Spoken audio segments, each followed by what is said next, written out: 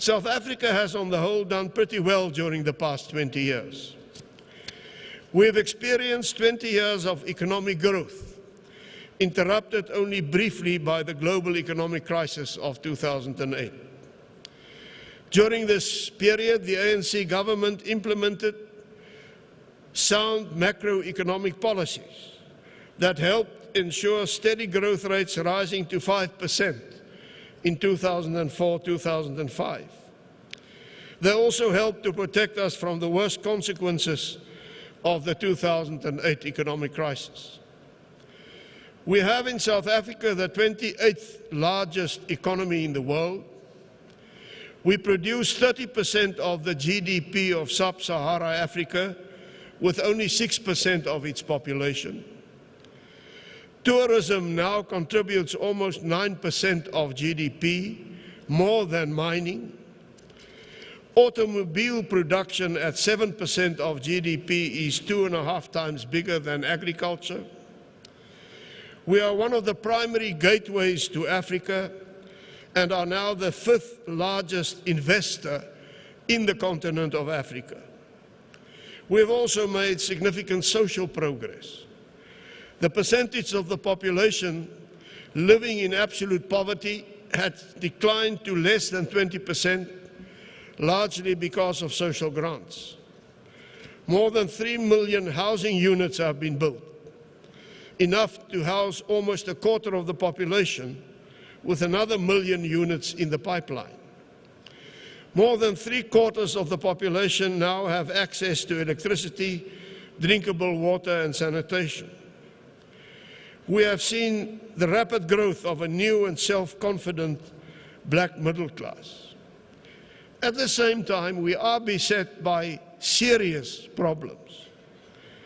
They include high unemployment, closer to 40% than the official figure of 25.6%. They include poor education, especially for black South Africans. In general, South African pupils fare badly in comparative tests with children from even the poorest African countries. They include poor public service delivery, which has led to virtually daily protests throughout the country. These problems include rising levels of corruption, an unacceptable high crime rate, the fact that South Africa is still a divided and unequal society, and militant and irresponsible trade unions.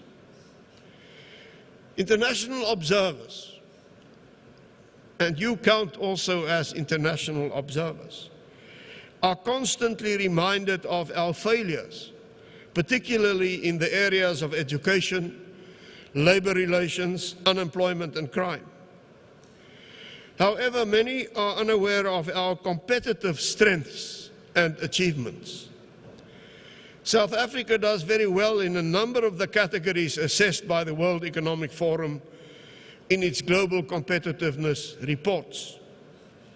The regulation of our security exchanges and our reporting standards are the best in the world.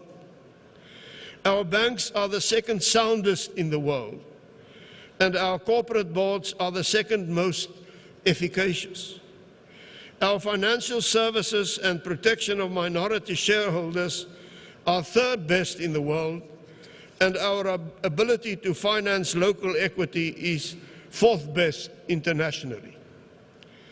South Africa is also in the top 20% in the world in respect of its legal rights index, investor protection, the quality of its management schools, reliance on professional management, the efficacy of its legal dispute settlement system, the size of its domestic market, and university-driven innovation.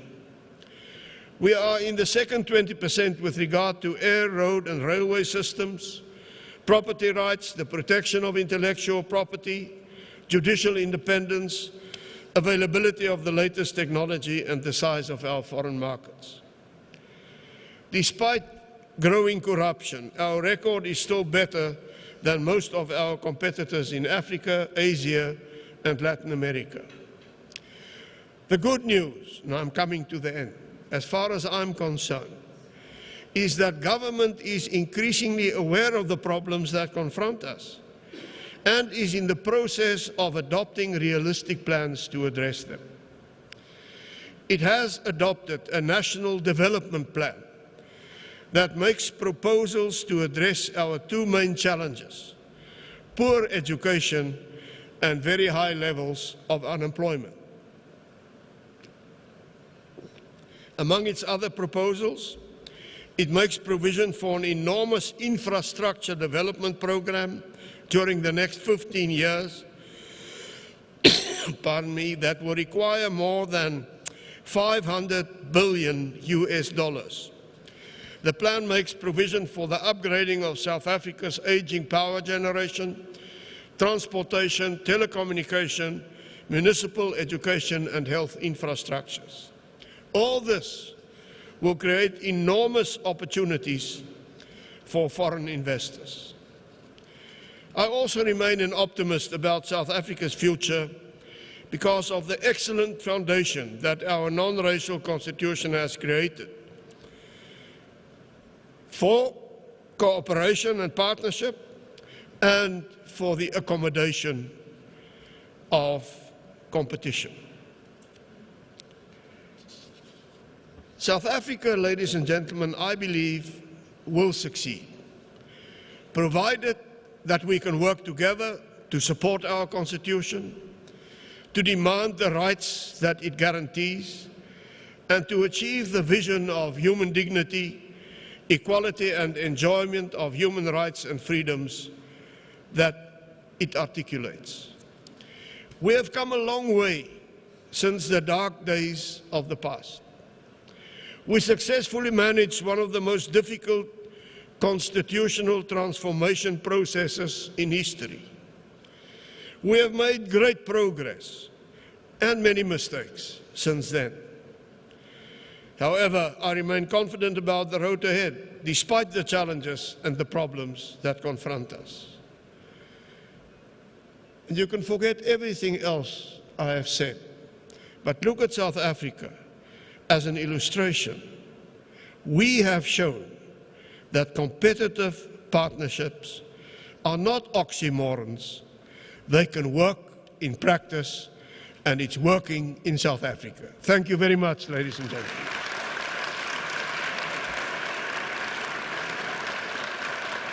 Ladies and gentlemen, please welcome back Nick Going. Do we sit there for the questions?